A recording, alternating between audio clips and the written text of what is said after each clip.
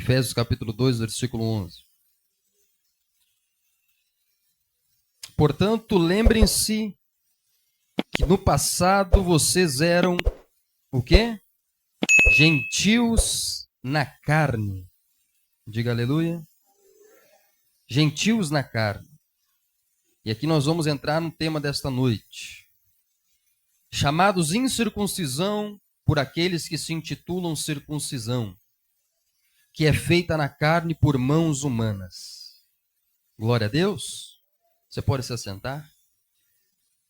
Como os irmãos muito bem sabem, já há alguns meses nós estamos estudando a carta aos Efésios, versículo por versículo desta carta. Como é que nós vamos fazer? Eu preciso, como pastor dessa igreja, preciso estar ciente de que os irmãos entendem o que a Bíblia está falando. Qual que é o mal de muitos crentes nas igrejas? Eles não leem a Bíblia e eles não... Alguns até leem, mas eles não entendem o que a Bíblia está dizendo. Por exemplo, usa agora tua mente, teu cérebro. Traz teu cérebro para cá e usa a tua mente inteligente para ler o que você está vendo. Diga glória a Deus. O cristão, ele tem que ser inteligente, tem que ter sabedoria, tem que conhecer, tem que ler. Diga amém? Tanto é que o nosso Deus, ele escreveu um livro para nós. Nossa sólida fé, nossa base de fé, ela é um livro. Então o crente, ele se baseia na leitura. Então, leia aqui, a gente faz questão de projetar a Bíblia para você ler conosco. Quando você lê um versículo desses, você entende o que ele está dizendo? Quando ele diz assim, olha, no passado vocês eram gentios na carne. Aí a pessoa lê aquilo ali e pensa, mano, eu era uma pessoa gentil, então muito gentil eu era, né? Pessoa amável, gentil. Diga amém? Então, vocês eram incircuncisos, diz ali. Aí você olha essa palavra estranha, grande. Incircunciso. Mas agora, aliás, chamados incircuncisão por aqueles que se intitulam circuncisão. Aí você lê essa palavra, mas o que ele está falando? Então, nessa noite eu vou me debruçar sobre esse versículo. E eu vou me certificar de que você sabe o que é circuncisão nesta noite. Posso ouvir um amém? Você vai sair daqui sabendo o que é isso, sabendo qual a relevância desse ato, desta palavra, e também vai sair daqui recebendo um alimento e lições da palavra de Deus para a tua vida amanhã. Então, eu já estou alertando os irmãos para você não dormir. Se você for dormir, fica de pé ali, toma um cafezinho, diga aleluia. Por quê? Porque a minha mensagem agora, curta mensagem, ela vai ter dois momentos. No primeiro momento eu vou expor para os irmãos alguns temas teológicos que são teóricos, são abstratos, nesse primeiro momento. Aí eu preciso que você redobre a sua atenção nesse primeiro momento. Porque num segundo momento eu vou então aplicar esses temas teológicos e abstratos teóricos para a sua vida. Porque a Bíblia, ela não é um livro que se mantém na abstração. Ela é um livro escrito para o pagador de imposto. O pagador de boleto da segunda-feira. O trabalhador de segunda-feira, 7 horas da manhã, 7h30. Ela é escrita para a dona de casa aplicar na sua vida. Então, eu vou trazer isso para a tua realidade. Você vai entender como esses temas que eu vou trabalhar nesse primeiro momento, eles se aplicam para a tua vida amanhã. Para o teu casamento, para a tua vida financeira, tua maneira de lidar com as tuas finanças, de gerir tua casa, cuidar dos teus filhos. Diga glória a Deus. Então nós vamos trazer isso para a tua realidade. Mas eu preciso que você, em primeiro momento, preste bastante atenção, porque eu vou lidar com alguns temas teológicos importantes, para que nós possamos desdobrar esses temas na sua vida. Posso ouvir um amém? Quem está comigo? Então nós vamos falar sobre... Eu quero que os irmãos entendam o que é a circuncisão. Amém? Para isso, nós vamos recorrer ao primeiro texto da Bíblia em que a palavra circuncisão aparece. O primeiro texto em que a palavra circuncisão é mencionada pelo próprio Deus. E vamos entender o que era esse ato da circuncisão. Está lá em Gênesis 17. Paulo, abre para mim Gênesis capítulo 17, por gentileza. Você que tem a sua Bíblia, abra no primeiro livro da Bíblia, Gênesis capítulo 17. A partir do versículo de número 1. Primeiro texto em que a palavra circuncisão aparece, para nós entendermos de verdade Efésios 2:11 e prosseguirmos. A gente não tem como seguir no texto se você não entender o que é realmente a circuncisão, como ela se aplica hoje aos nossos corações. Gênesis capítulo 17. Gênesis é o primeiro livro da Bíblia, porém não é o mais antigo. O mais antigo é o livro de Jó. Gênesis escrito por Moisés. Gênesis capítulo 17, versículo 1. Vamos começar lendo o versículo 1 mesmo. Leia comigo. Quando Abrão atingiu a idade de 99 anos. Quantos anos? 99. Nossa irmã Celili está com 90, né? 91 já?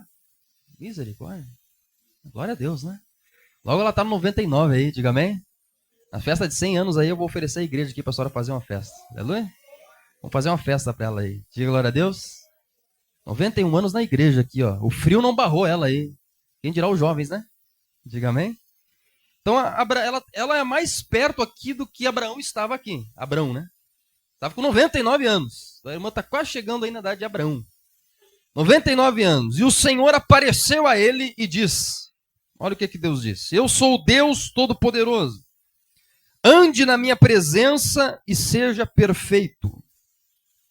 Farei uma aliança, que essa palavra é importante, entre mim e você. E darei a você uma descendência muito numerosa. Abraão se prostrou com o rosto em terra e Deus lhe falou, quanto a mim, esta é a minha aliança com você. Você será pai de muitas nações. O seu nome não será mais Abrão. Abrão significava pai exaltado no hebraico. E sim Abraão. Abraão no hebraico significa pai de multidões. Deus muda o nome de Abrão para simbolizar a promessa. Exatamente porque está aqui a explicação. Porque eu o constituí pai de muitas nações. Farei com que você seja extraordinariamente fecundo. De você farei surgir nações, e reis procederão de você.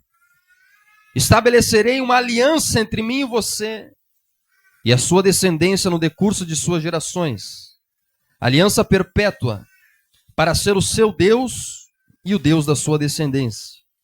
Darei a você e a sua descendência a terra onde você é estrangeiro, toda a terra de Canaã, como propriedade perpétua, e serei o Deus deles. Glória a Deus. Verso 9. Deus disse ainda a Abraão, guarde a minha aliança. Diga comigo, aliança. Essa palavra é importante. Você e a sua descendência no decurso das suas gerações. Aqui, ó, verso 10. Esta é a aliança que vocês guardarão entre mim e vocês e a sua descendência. Todos do sexo masculino que estão no meio de vocês deverão ser circuncidados. Então essa palavra aqui, ela aparece pela primeira vez nesse momento. Vocês devem circuncidar a carne do prepúcio, e isso servirá como sinal de aliança entre mim e vocês. O menino que tem 8 dias será circuncidado entre vocês. Todos do sexo masculino das suas gerações devem ser circuncidados. Também o escravo nascido em casa e comprado de qualquer estrangeiro que não for da sua linhagem. Deve ser circuncidado o que nasceu em sua casa e o que você comprou com dinheiro. A minha aliança estará na carne de vocês e será aliança perpétua. Verso 14. O incircunciso que não tiver sido circuncidado na carne do prepúcio deve ser eliminado do meio do seu povo, pois quebrou a minha aliança. Glória a Deus. Texto um pouquinho difícil, mas eu vou explicar para vocês.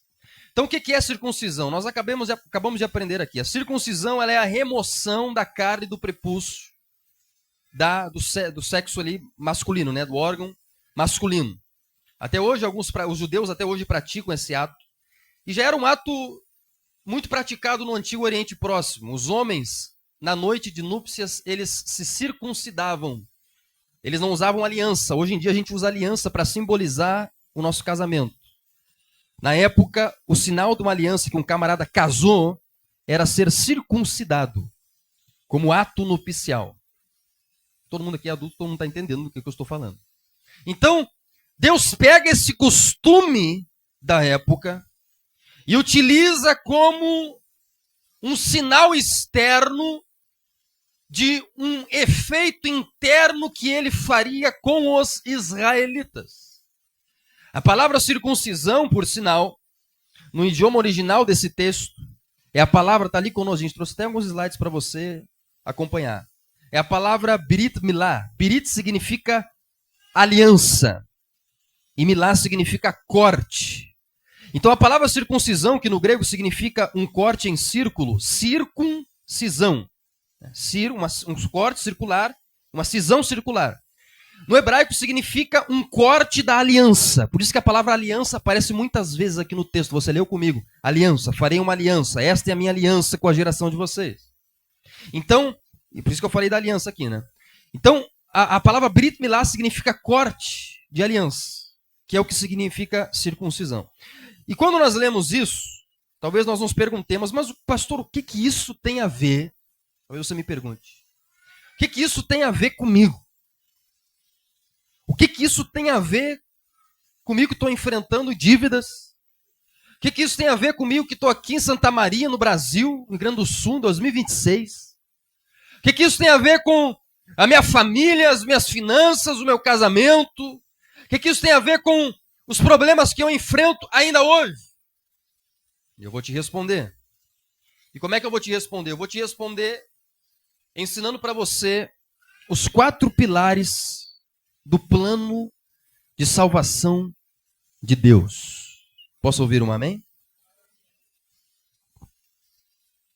Quando nós olhamos, amados irmãos, para a humanidade, quando você não precisa ser muito inteligente para você olhar ao seu redor, olhar para a situação ao seu redor, olhar para o seu trabalho, olhar para os seus colegas de trabalho, você ligar no Jornal Nacional, ligar nas notícias regionais, você não precisa ser muito inteligente para você perceber que existe algo muito de errado com a humanidade.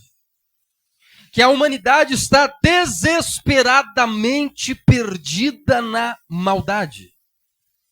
Quando você vê as notícias, você vê desastres naturais para tudo que é lado. É avião que cai, é terremoto, é tsunami, são tragédias que nós no Rio Grande do Sul vivemos há pouco tempo. Tragédias que pessoas vivem ao redor do mundo.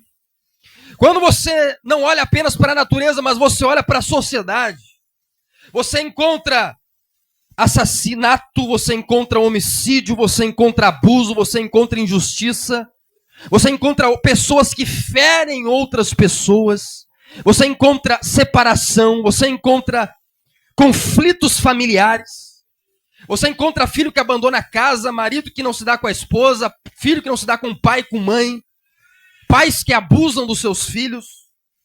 Quando você olha mais para a natureza humana, você também percebe que nós somos acometidos por muitos males.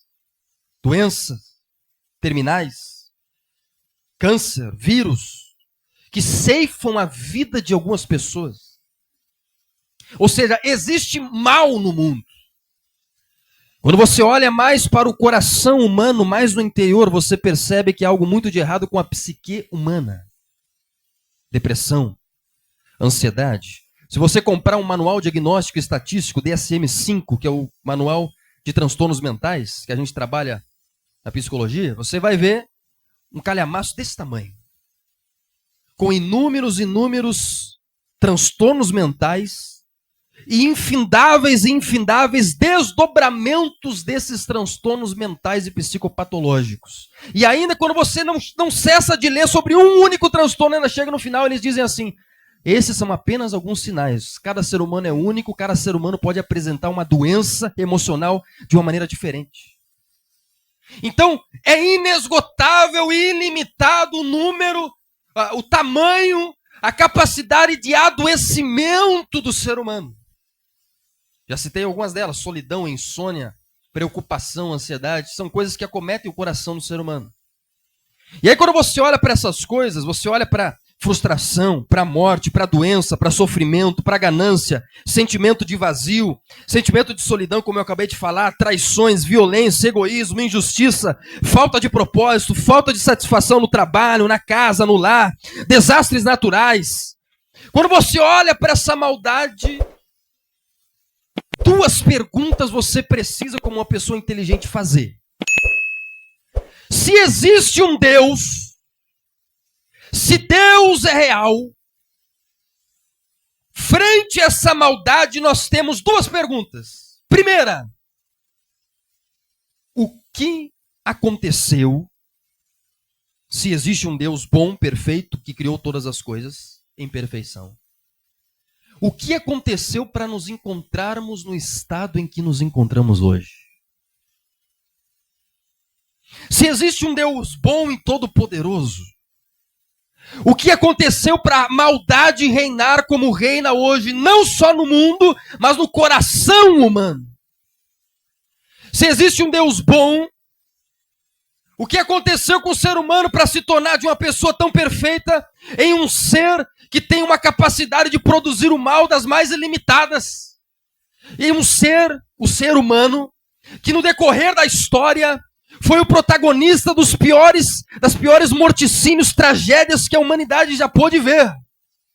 Os maiores governantes, imperadores, totalitários, ditadores, foram capazes dos maiores massacres humanitários. Agora há pouco nós relembramos, uma data atrás, algumas semanas, se eu não me engano, quase 80 anos do Holocausto. O maior massacre que existiu com o povo judeu, através da Alemanha nazista. Você fica olhando para aquilo e fica imaginando como é que um ser humano é capaz de produzir isso para outro ser humano. Ou seja, o que aconteceu, pastor, com o mundo? O que aconteceu para que hoje eu tivesse nesse estado emocional de corrosão, perdido, sofrendo com culpa, sofrendo na minha família, sofrendo com esses diagnósticos médicos?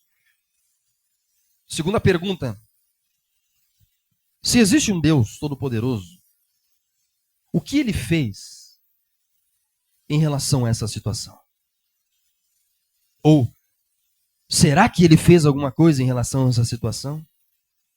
Posso ouvir um glória a Deus aí, você que está acordado? Eu vou responder essas perguntas nesse momento. Diga glória a Deus.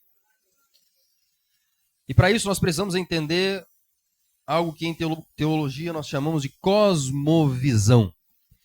A história da humanidade, ela se sustenta em 4 pilares básicos que explicam e dão sentido para aquilo que Deus está fazendo na humanidade. 4 pilares. 4 estágios de acontecimentos que você pode usar, inclusive, para evangelizar incrédulos. Então agora eu vou te ensinar a evangelizar. Você tem algum parente que não tem Jesus? Diga amém. Colegas de trabalho, amigos, eu vou te ensinar a evangelizar essas pessoas. Se você chegar para essas pessoas e dizer assim, olha, vem para a igreja porque você vai enriquecer. Você não está pregando o evangelho. Né? Vem para a igreja porque tua vida Deus vai te dar casamento. Isso daí não é evangelho. Eu vou te ensinar agora a evangelizar com o evangelho puro e genuíno. Inclusive, deixa eu fazer um parênteses aqui.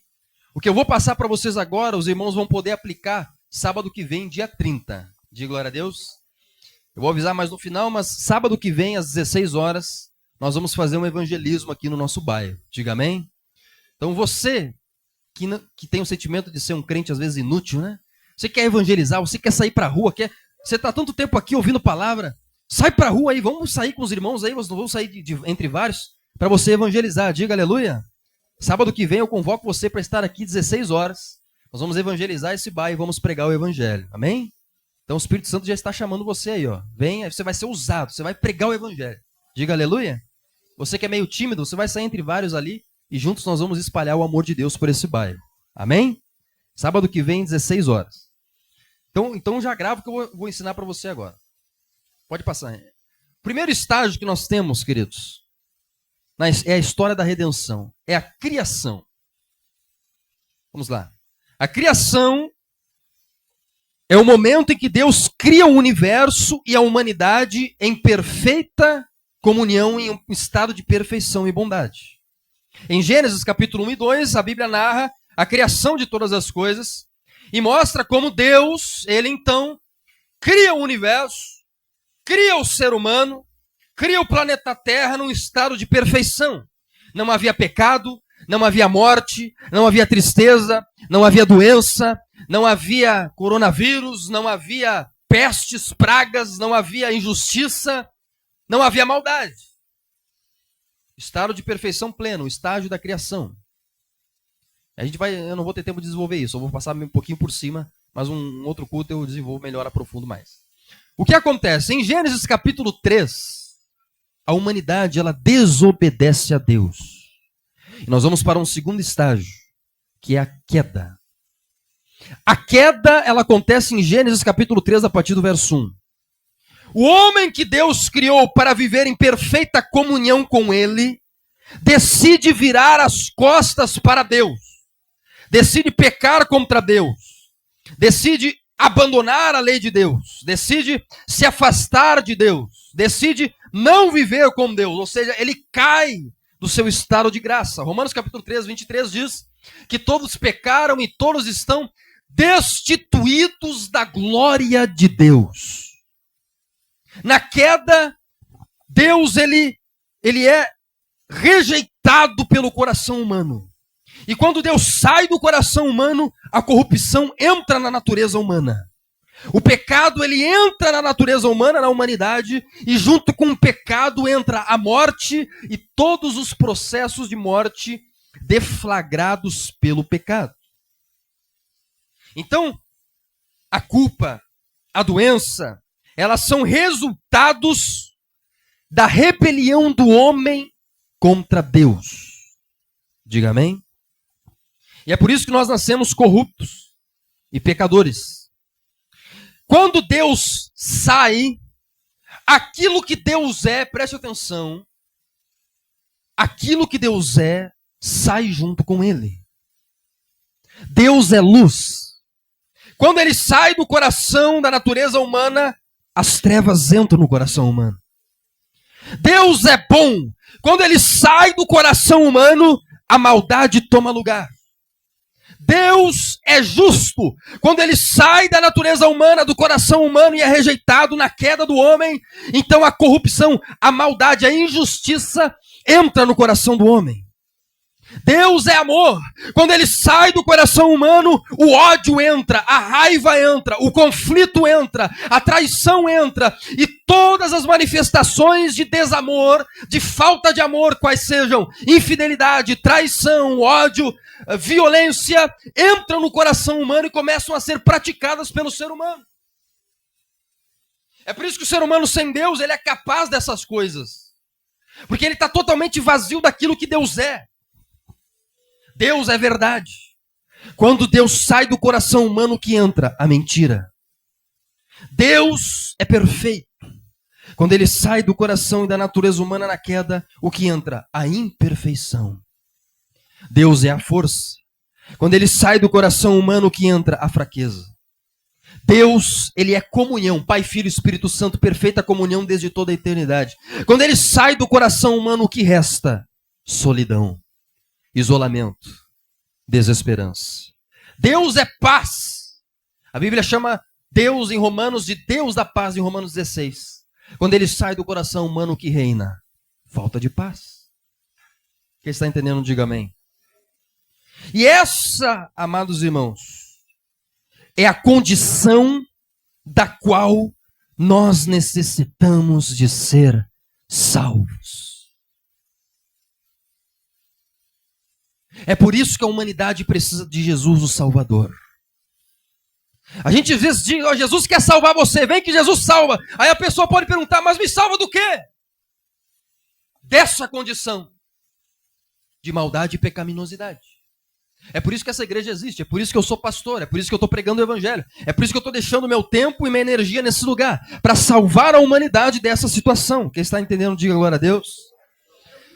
E como é que Deus então age depois dessa queda, pastor? Deus ele não fica parado. Depois da queda vem o terceiro estágio do plano de Deus. A redenção.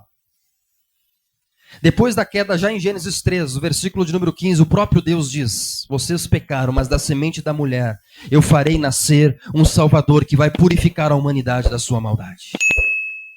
O que a gente chama em teologia de proto-evangelho. Em João capítulo 3, verso 16, o versículo mais conhecido da Bíblia, nós temos a explicação daquilo que Deus fez.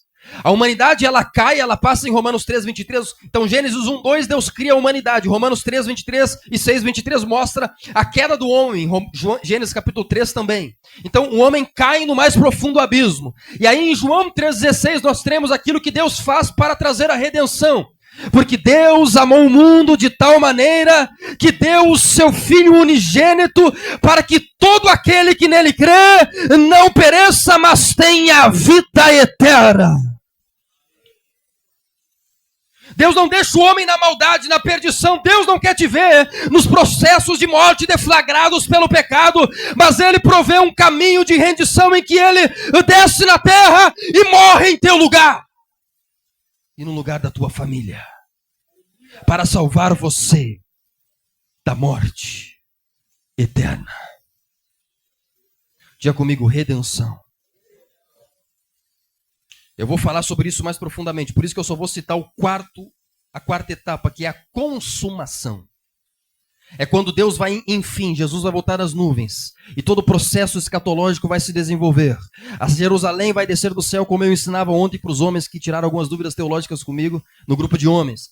A nova Jerusalém vai descer do céu, ataviada como noiva, e vai reinar nessa terra, e a Bíblia vai dizer que vão ser feitos novos céus e nova terra, e aí nós vamos ter a consumação e o retorno ao verdadeiro estado de perfeição da criação. Quem está entendendo, diga amém. E um estado ainda melhor, porque nós vamos adorar a Jesus como nosso Salvador. Então, criação, queda, redenção e consumação.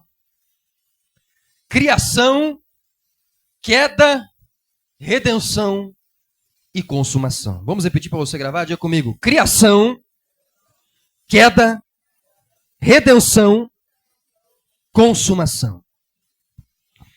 É isso que está acontecendo com a humanidade hoje. Essa é a resposta para muitas das perguntas de muitos ateus, inclusive, ainda hoje. Né? Ateus mais ou menos, né? Ateus de internet. Né? Mas muitas perguntas, é resposta para muitas perguntas. Então, isso daqui é escola bíblica dominical, mas eu estou trazendo para você entender que tem muita gente que está, às vezes, 30 anos na igreja e não sabe disso daqui. Então, é impressionante. Então você precisa entender essa história da redenção da humanidade. E eu vou falar mais especificamente da redenção que está ali no terceira etapa, porque a circuncisão ela tem a ver com a terceira etapa ali, que é a redenção. Então, quando nós entendemos o que Deus está fazendo, aí eu quero agora que você me acompanhe, que eu estou partindo para o encerramento. Diga amém. Diga graças a Deus. Você está feliz que está encerrando? Então, como é que Deus aplica a redenção? Vamos lá. Como é que Deus dá um passo para redimir a humanidade da sua maldade? Como é que Deus dá um passo para salvar você aqui no Bairro Itararé em 2026? Como é que Ele fez isso? Como é que a Bíblia mostra que Ele fez isso? Através de dois caminhos. Primeiro, Ele escolhe um homem para que através desse homem Ele santifique uma descendência através da qual Ele iria encarnar na pessoa de Jesus para morrer pela humanidade. Então, em primeiro lugar, Ele escolhe uma descendência. Lá onde hoje é o atual Iraque, antiga Mesopotâmia, chamado Abrão. Deus encontra Abrão, que era iraquiano, né, para dele fazer nascer a descendência em que o Filho de Deus ia nascer para resgatar a humanidade. Quando Deus escolhe esse homem lá em Gênesis 17, como nós acabamos de ler, Deus toma o segundo caminho para a redenção, que é estabelecer aliança. Então, Deus escolhe um homem e uma descendência, e em segundo lugar, Deus estabelece aliança. Diga assim, o nosso Deus é um Deus de alianças. Ele faz alianças porque o nosso Deus é um Deus que quer compromisso. Por que talvez você pergunte que o nosso Deus estabelece alianças com o ser humano? Deus, ele não faz nada sem compromisso. Deixa eu dar um exemplo para vocês. Todos vocês aqui que estão me ouvindo agora, que a minha voz está chegando nos seus ouvidos, todos vocês conhecem já conheceram alguém, adolescente normalmente, mas pode ser homem barbado, não tem problema, eu já conheci gente assim. O cara está 10 anos namorando uma pessoa. Você já conheceu alguém assim? 10 anos com aquela mulher. E aí a mulher, no 9º ano, já começa a perguntar assim, tá, e aí, como é que vai ser? Nós vamos casar? Como é que, né? Tá morando aqui? Na casa da minha mãe, inclusive, aqui? O que tá acontecendo? Nós vamos casar? Como é? Vamos casar, vamos fazer. Aí você já viu, o cara sempre diz, olha, vamos esperar aí, né? Ele está recém construindo as coisas aí em casa. Estamos sem dinheiro agora. Quando eu quero fazer, mas eu quero fazer bem feito, né? Aí a mulher passa 1 ano, 2 anos, mais 5 anos ela, tá, e aí nós vamos casar, vamos assumir, colocar uma aliança, meu sonho é ser noiva. E aí ele, não, você quer saber? Espera um pouquinho mais, né? A gente já recém está se conhecendo, faz só 15 anos ainda. Estamos recém se conhecendo. Por que ele fala isso? Quem é esperto sabe. Por que ele não quer casar no papel e colocar uma aliança no dedo da mulher? Porque ele não quer compromisso. Porque ele não quer responsabilidade. Porque ele não quer ter a responsabilidade de assumir fidelidade e exclusividade para aquela pessoa. Ele quer, na primeira oportunidade, pular fora do barco. Inclusive, a sociedade hoje, ela já construiu muitos artifícios, inclusive jurídicos, para você fazer isso. Né? Para você aliviar um pouquinho o peso do compromisso do casamento. Você vai ali, faz uma união ali, não sei o quê, faz um negocinho que depois você é mais fácil de desfazer. Olha como é que a humanidade ela funciona. Para você não ter que assumir o compromisso de um casamento, você não ter que assumir a fidelidade de se comprometer com essa pessoa, de ser fiel só a ela. E aí é por isso que a gente casa, queridos. Por isso você casa com uma pessoa. Quando você casa, você coloca uma aliança. O que é isso daqui? Isso daqui é um símbolo de que eu fiz um compromisso com alguém. Um compromisso de fidelidade. Um compromisso de responsabilidade pela casa que eu vou construir com essa pessoa. Isso aqui é um sinal de que eu tenho compromisso com essa pessoa, de que eu fiz promessas para essa pessoa, e de que se eu sou homem de verdade, eu vou honrar essas promessas, não importa o que aconteça. Você está entendendo, não, glória a Deus aí? Aliança tem a ver com compromisso. Nosso Deus é a mesma coisa. O nosso Deus encontra Abraão, e Deus não faz apenas um acordo, porque acordo é troca de interesses.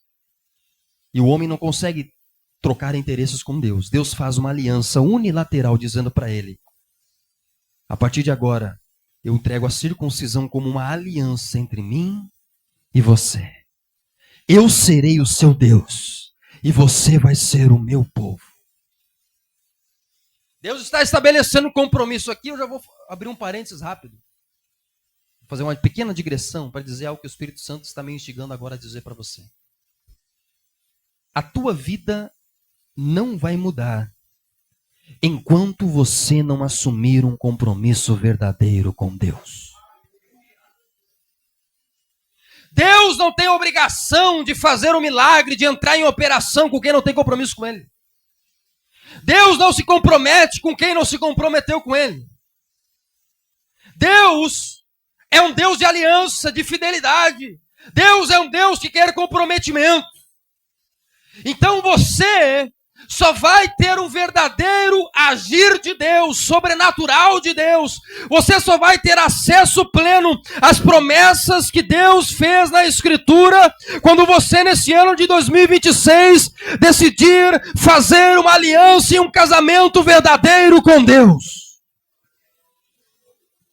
Deixar de ser aquele adolescente que não quer assumir aliança, que está com Deus, mas não está, que está com Deus, mas também está com o mundo, que está com Deus, mas também está com o pecado, que está ali, mas também está aqui, que está ali, mas não deixa o vício, que está na igreja, mas também está no outro lugar. Não, esse crente nem lá nem cá, ele nunca vai viver o sobrenatural de Deus.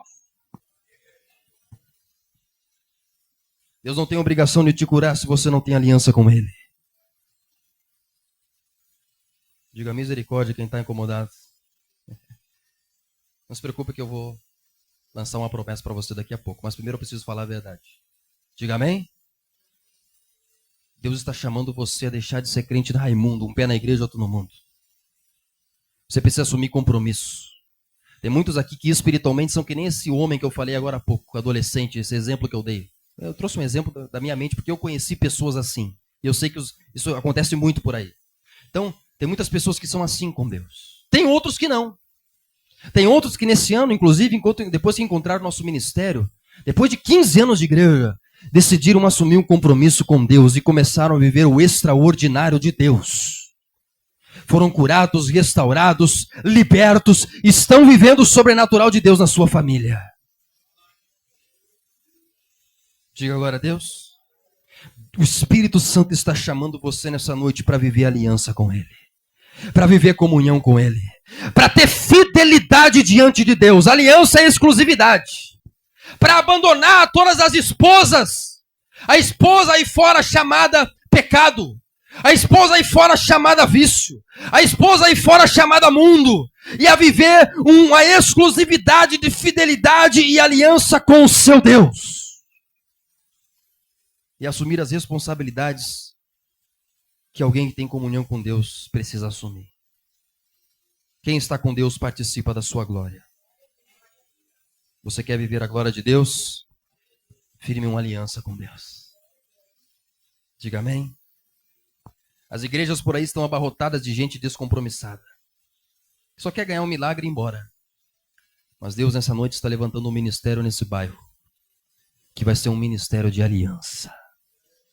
Deus está levantando crentes nesse bairro que não vai ser crentola, que só quer saber de milagre, de bênção e não quer saber de Deus. Não, nós vamos ter aqui pessoas que vão querer adorar a Deus, comunhão com Deus, viver com Deus, ter aliança com Deus e dizer: eu sirvo a um Deus, o único e verdadeiro Deus, e o meu coração não serve a outros deuses, o meu coração é do Deus vivo da Bíblia.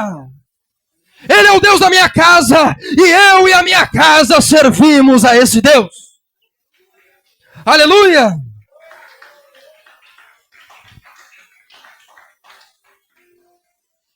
Quando você ouve essas coisas, você talvez diga assim: pastor, então a partir de agora eu tenho que me circuncidar?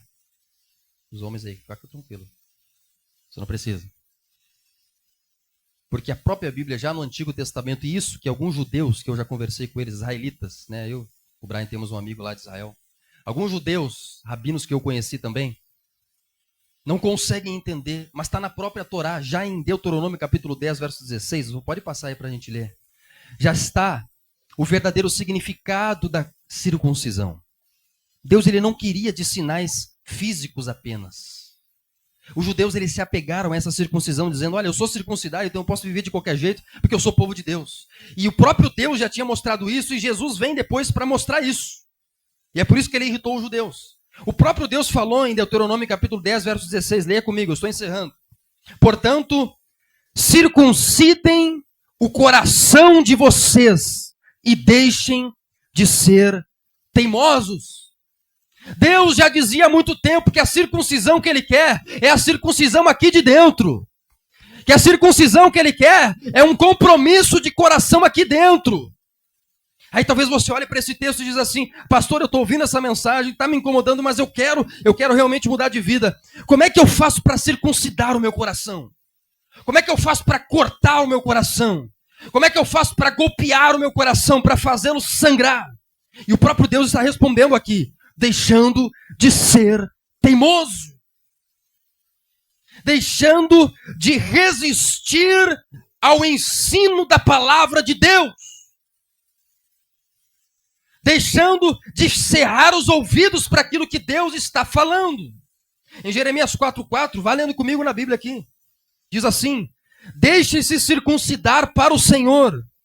Circuncidem o seu coração, ó homens de Judá e moradores de Jerusalém, para que o meu furor não saia como fogo, por causa da maldade do que vocês fazem. Lembra da queda? Ele estava mandando eles entrarem na redenção. Circuncidem o coração, assumam um compromisso, entreguem o coração a mim. Jeremias capítulo 6, versículo 10, diz assim: a quem falarei e testemunharei para que ouçam? Eis que os seus ouvidos... Quem está me ouvindo, dá um glória a Deus aí. Olha o problema dessa nação aqui, ó. Os seus ouvidos estão incircuncisos e não podem ouvir. seus ouvidos estão cerrados. Eis que a palavra do Senhor é para eles objeto de deboche. Muitas pessoas vão sair dessa noite desse lugar e talvez façam deboche desta palavra que eu estou pregando. Inclusive aqui já tem algo de Deus que nós aprendemos aqui. Sempre tome cuidado com o que você vai falar sobre a pregação de alguém. Nós precisamos ter temor. Esse povo aqui, ele fazia da pregação da palavra objeto de deboche. Jeremias pregava e eles debochavam. Hã? Aquele louco da cabeça. Hã? Aquele jovem lá gritou nos meus ouvidos a noite inteira. Hã? Acho que sabe alguma coisa. Eles debochavam. Debochavam da pregação. Olha aqui, ó. Fazem objeto de deboche, não gostam dela. Hã? Atos 7:51. Estevão diz assim, ó. Para mim encerrar. Homens teimosos, eu vou ler mais um versículo apenas, que é Colossenses capítulo 2, e nós vamos partir para a oração. Homens teimosos e incircuncisos de coração e de ouvidos. Preste atenção. Vocês sempre resistem ao Espírito Santo. Vocês fazem exatamente o mesmo que fizeram os seus pais. Serem circuncisos de coração, queridos e amados irmãos. Serem circuncisos de coração é resistir à voz do Espírito Santo. O Espírito Santo está falando com você nessa noite. O Espírito Santo fala com você todos os cultos. O Espírito Santo em todas as igrejas que você visita, ele fala com você. E você se torna, quando você fecha os olhos e resiste àquilo que o Espírito Santo está falando no seu coração, você age como um incircunciso. Nessa noite, muitos que estão ouvindo a minha mensagem talvez vão agir dessa forma. Talvez resistam, talvez rejeitem, talvez debochem. Mas tem outros. E aqui eu baixei um pouquinho o clima falando essa verdade. Diga glória a Deus. Mas agora eu vou falar de uma outra parte. Eu não vim aqui para falar de coisa ruim. E você não veio aqui para ficar para baixo. Eu vim aqui para falar de coisa boa, porque eu tenho uma boa notícia para você. Posso ouvir um glória a Deus? Está lá em Colossenses capítulo de número 2. Vamos ver comigo, Paulo? Colossenses 2 está aí. Acompanhem comigo ali, queridos. Colossenses capítulo 2, versículo 11. Eu vim nessa noite dizer para você o que você que está nessa noite, nesse lugar, que está ouvindo a mensagem desse jovem pregador, vai viver nesse ano de 2026. Se você permitir que Cristo circuncide o teu coração. Ou seja, traduzindo para você, se você nessa noite assumir uma aliança com Jesus. Se você entregar a tua vida, a tua família de verdade para Jesus. Independentemente do lugar onde você esteja. Se você está no mundo, você vive para o reino de Deus. Ou se você já está na igreja, mas usa da religião como uma maquiagem para camuflar a incircuncisão do coração, a rebeldia do coração. Nessa noite, todos vocês, incluindo a mim, precisamos tomar esta atitude para vivermos o que vamos viver. Versículo de número 11. Nele também vocês foram circuncidados, não com uma circuncisão feitas por mãos humanas. As pessoas que eu batizei aqui, estão aqui, dá um glória a Deus, você que eu batizei. Você que é batizado há mais tempo, dá um aleluia aí. Mas pela remoção do corpo da carne, que é a circuncisão de Cristo. Verso 12. Tendo sido sepultados juntamente com ele no batismo, no qual vocês também foram ressuscitados por meio da fé, no poder de Deus que o ressuscitou dentre os mortos.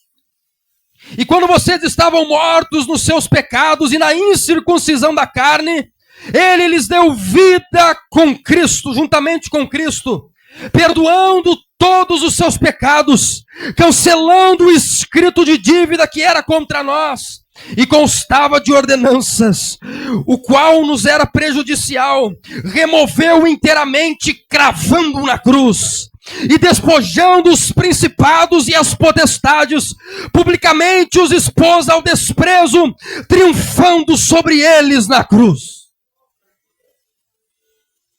Quando você se permite ser circuncidado por Cristo, aceitar a Jesus como teu Salvador, eu não sei se você já captou aquilo que essa escritura diz para nós, mas a primeira coisa que você recebe, está ali no versículo de número 13, ele lhes deu vida.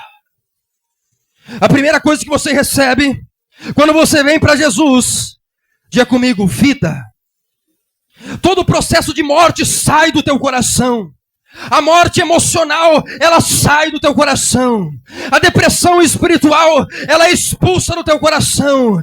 E quando você abre os olhos para ver o poder de Jesus, o poder glorioso de Jesus, quando você ouviu a pregação do Evangelho, talvez através da minha vida, o Espírito Santo brilhou no seu coração e você recebeu uma infusão grandiosa de vida no seu ser. E a partir daquele momento, você que estava morto no pecado, foi lavado, regenerado, ressuscitado, e você está vivo. A partir de agora a morte não tem mais poder na tua vida, a morte não tem mais poder na tua casa, a morte não tem mais poder no teu coração, a morte não tem mais poder de levar você para a perdição, porque se você partir dessa terra, você estará com Deus. A doença, ela não tem mais autoridade de tragar a tua vida. Você não precisa rastejar. Você não precisa mendigar abraço. Você não precisa mendigar satisfação emocional. Nessa noite você não precisa viver as migalhas que Satanás entrega para você. Nessa noite, meu querido e amado irmão, você pode vencer o pecado. Você pode vencer o inferno. Você pode viver a vida e a luz de Deus. Vida juntamente com Cristo, perdoando os nossos pecados. Segunda coisa que você tem em Jesus, perdão. Toda culpa, ela pode ser lançada fora nessa noite. Toda a culpa do passado, toda a culpa do que você fez, toda a culpa do que você viveu, a culpa que paralisa, a culpa que barra, a culpa que não deixa você avançar, a culpa que tira o sono, a culpa que traz destruição. Você nessa noite pode ser lavado pelo perdão da cruz.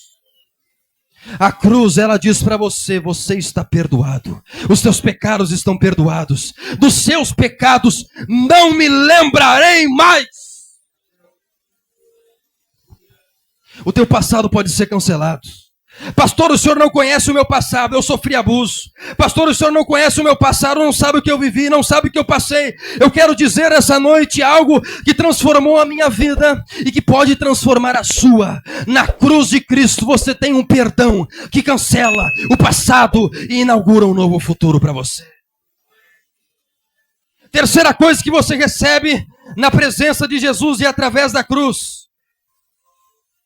Cancelando o escrito de dívida, verso 14 de Colossenses capítulo 2. Diga comigo, liberdade. Todo ser humano ele está atrás dessas coisas. Todo ser humano ele quer viver uma vida. Porque tem gente que está viva, mas não está vivo. Um paradoxo, né? Apenas um jogo de palavras. Tem gente que só anda por aí como se estivesse vegetando. Trabalha, rotina, casa, mas não tem satisfação em lugar nenhum. A vida, quando eu já estou tratando algumas pessoas em alguns estágios que eu estou fazendo, quando uma pessoa senta na minha frente no consultório, o que eu encontro? Além de pessoas com transtornos mentais e transtornos psiquiátricos emocionais, eu encontro uma pessoa que no olhar, ela carrega a morte. Eu encontro pessoas que no olhar carregam morte na sua família, no seu coração. O que é uma pessoa depressiva, senão uma pessoa que a vida interior já se exauriu? Toda pessoa, ela está atrás de perdão. O perdão, ele liberta. Quando você não consegue se perdoar, você não consegue viver, você não consegue avançar. A culpa, ela paralisa, ela puxa para trás, ela trava, ela acorrenta. O perdão, ele é libertador. Tanto liberar perdão, quanto receber perdão. E aí ele gera a terceira coisa que em Cristo nós recebemos. Liberdade. Todo mundo quer ter liberdade. É ou não é verdade? Porque nós trabalhamos e empreendemos em busca de liberdade financeira. O que é liberdade, pastor? Liberdade é poder e capacidade de ir aonde quer, com quem quiser, a hora que quiser. Isso é liberdade. Todo mundo está atrás de liberdade. É por isso que muitas pessoas saem, às vezes, de concursos. Você tem uma certa prisão de horário. Na verdade, não é ilusão, né? Que vai viver uma liberdade aí para fazer o horário dela. Né? Não é bem assim, né, Lucas? Então, mas a pessoa às vezes sai nessa ilusão, eu vou trabalhar na internet de casa, vendendo um curso na Hotmart ali, que eu vou ser livre.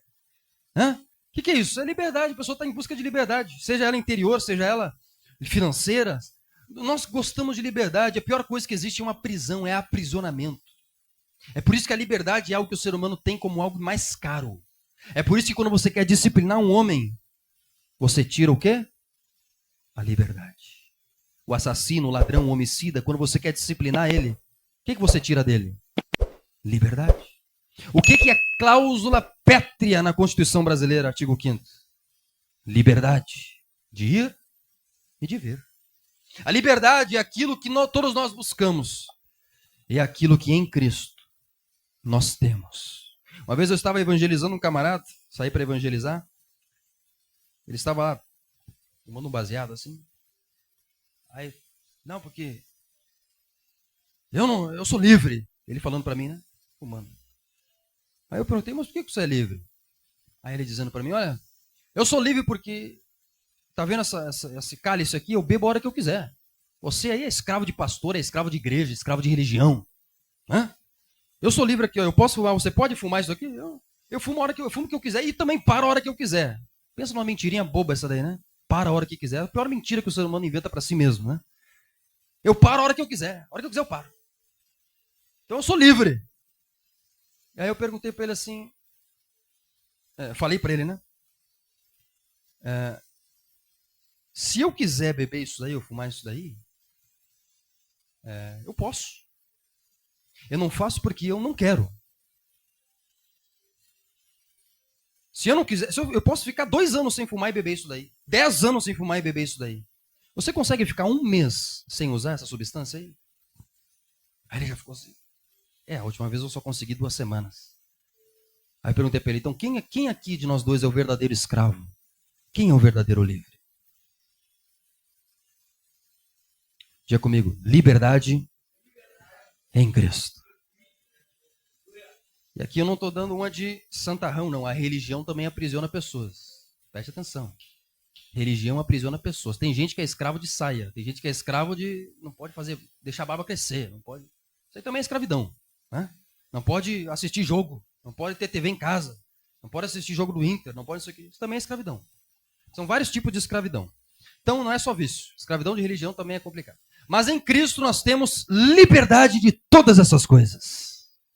Diga aleluia. Cancelando o escrito de dívida, ele removeu inteiramente, cravando na cruz. Aqui eu encerro a minha mensagem nessa noite. Quarta coisa que nós temos, está lá no verso 15 de Colossenses capítulo 2. Vitória contra todos os nossos inimigos. A Bíblia diz em Colossenses 2, coloca para nós aí, volta eles. Vida, perdão, liberdade e vitória. Volta em Colossenses 2 para os irmãos entenderem, verso 15. Na cruz, Cristo despojou os principados e potestades, autoridades espirituais malignas, e publicamente os expôs ao desprezo, triunfando sobre eles na cruz. O que a Bíblia está dizendo para nós, amados irmãos? A Bíblia está dizendo que a quarta coisa que Cristo pode te oferecer nessa noite, que a quarta coisa que você pode sair dessa pequena igreja, pequena aos olhos dos homens, grande aos olhos de Deus, você pode viver nessa noite, saindo daqui para a tua casa nessa semana, é vitória. Quem aqui quer ser vitorioso? Dá um aleluia aí. Todo mundo aqui quer receber vida, ser perdoado, ser livre e ter vitória. E o nosso Jesus, ele não prometeu derrota para você. A Bíblia diz em Romanos capítulo de número 8, a partir do verso 26, que em Cristo e somente em Cristo Jesus, nós somos mais do que vencedores. Quem está em Cristo é vitorioso, anda de vitória em vitória, de glória em glória, acima do problema, acima da dificuldade, acima da tristeza, acima da dor, porque em Cristo nós triunfamos sobre a morte, o pecado e o inferno, porque Cristo ele nos dá vitória. Quem quer vencer aí, dá um aleluia aí. Só quero vencedores nessa noite. Diga comigo, vida, perdão, liberdade, vitória. Coloque-se de pé, enquanto coloque-se de pé, diga assim: vida, perdão, liberdade, vitória.